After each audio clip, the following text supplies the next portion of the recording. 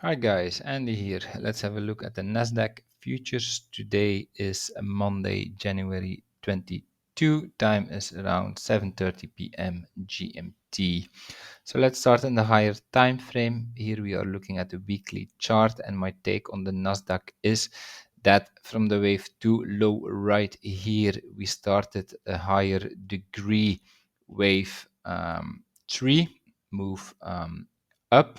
So this looks actually quite bullish. There's also a bearish possibility, and that would be that the wave 2 that we see here indicated in green was not in yet, but that we will come down again to take out the low right here, and that could actually happen as an expanded flat structure. So then we would have our wave A right here in 3, 1, 2, 3. This is our wave A then here this would be a wave B, so overshooting wave B. This is what happens in an expanded flat, and then from here we should get an impulse down, a wave C down, taking out the low right here. But so for this bearish scenario, we are actually reaching the limits. First of all, we have to return from here this area, the area between the 1 and the 1.236 FIB extension, because once we go beyond this 1.236 FIB extension level, then it becomes really unlikely this to be an expanded flat structure. Then we go beyond or way beyond the start of our wave A, and then we are having probably another structure. So this is the area from where we should return here in the weekly, and on the lower time frame I will explain you here the subwaves we are counting. Also here we are actually reaching the limits, but I will come back on this in a minute. But so as my primary scenario, I prefer to take the bullish scenario. The reality is that in the higher time frame, we have a higher high, higher low sequence. And so therefore, it makes more sense, in my opinion, to assume something bullish. However, from an Elliott Wave point of view, this expanded flat as shown here is a scenario that we cannot exclude. And so if we assume the bullish scenario as the primary one, for me it looks like this. So from the wave 2 low in the higher degree here, we started a new cycle. We have a high RSI reading, so I believe this was our wave 1, shallow wave 2 pullback. And so that would then actually mean that we are now working on a wave 3 here. And then after the wave 3, a 4 and a 5 should follow to complete the wave 1 here in the higher degree. If we then go to the daily time frame, so like I told you, this here looks like the wave 1, this the wave 2 pullback. The reason is that here what we are seeing here, we have a quite strong RSI reading.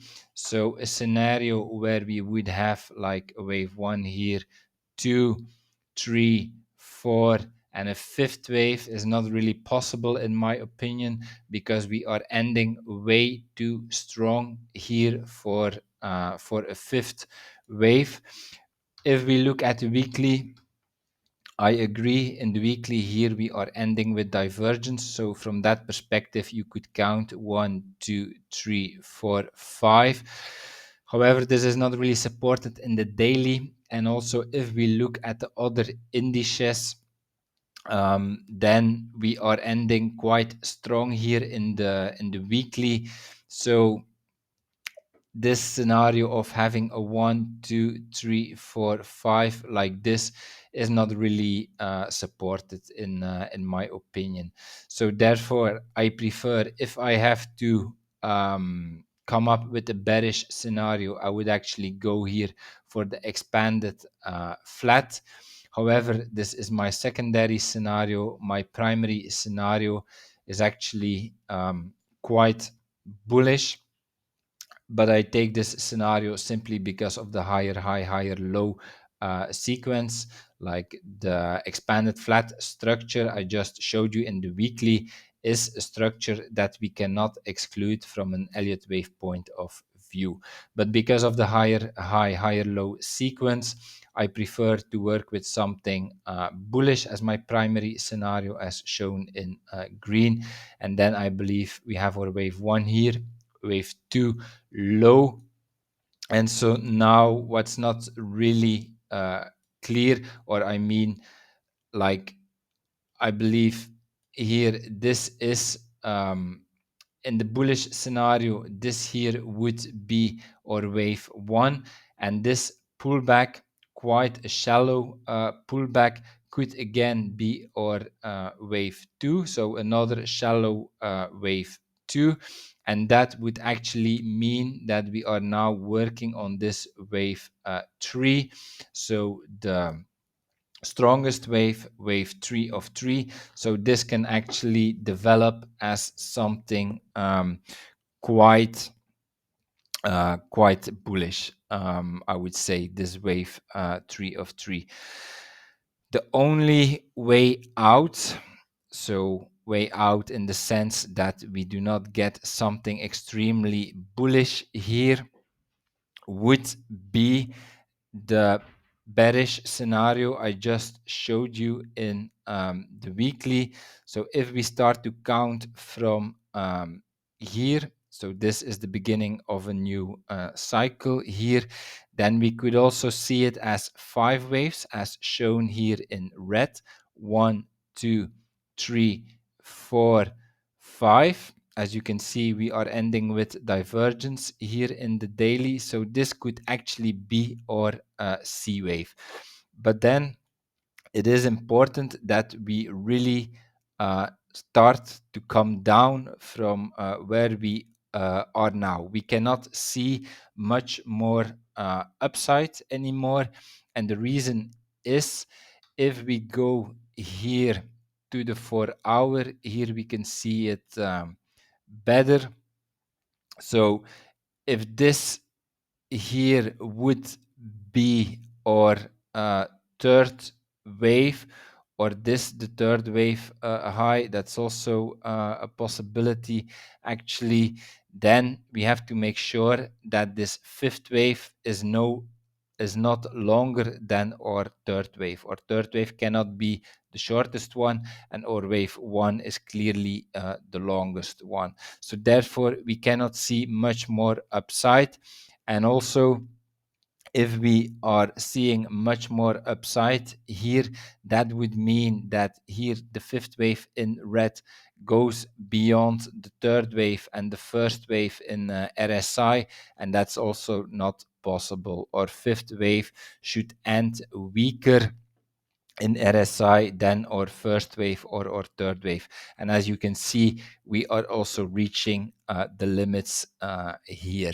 So the bearish scenario, we cannot exclude it yet, but it's it's kind of now or never. We need to come down from the level we are currently at.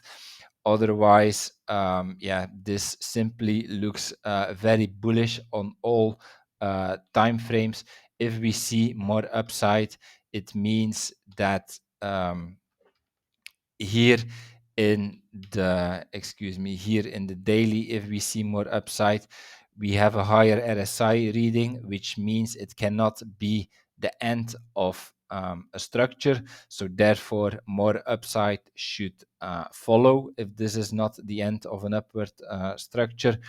Also here in the 4-hour, if we see more upside in the 4-hour, it means we are not having an ending structure here, which means again we need to see more upside. We will always have pullbacks, and that's also an opportunity, these pullbacks, because then the pullbacks you have to buy. But it simply means that this upward structure does not look ending. And if it does not look ending, it means more upside has to come. If we then go to the 1 hour, so here in the 1 hour, I would say from the potential wave 2 low here, or the wave 4 low in the bearish scenario, I believe this was the wave 1 up, this or wave 2 down, and so now we are working here on this third wave. Here I also had the subwaves of this third wave, like 1, 2, 3, 4, 5. And for the bearish scenario, what we need to see is actually as we cannot see much more upside anymore for this fifth wave. Otherwise this fifth wave becomes longer than our third wave. I would say that we need kind of a strong pullback here, and then if we have a good pullback, there will be space for this fifth wave without going too high in the sense that we cannot take out the length of the wave 3. So that's, in my opinion, the only way to see here a fifth wave, a decent fifth wave, as an impulse, not going beyond the length of wave 3. So in the bullish scenario, 1, 2, 3, 4, and we need still a fifth wave, then the third wave would be in, and then 4 down, 5 up. So could be kind of choppy right here, as we can have a subsequence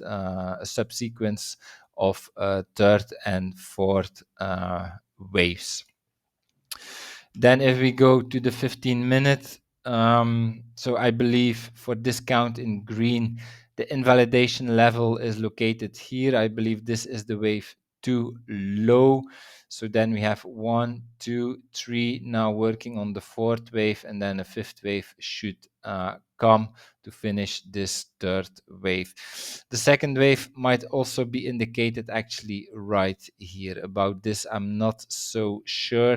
It looks more like our second wave is here, but there is also a chance that it is here. Then the invalidation level for this count becomes the level right here. Then we have 1, 2, 3, 4, 5. But then, of course, the wave 4 area becomes way bigger.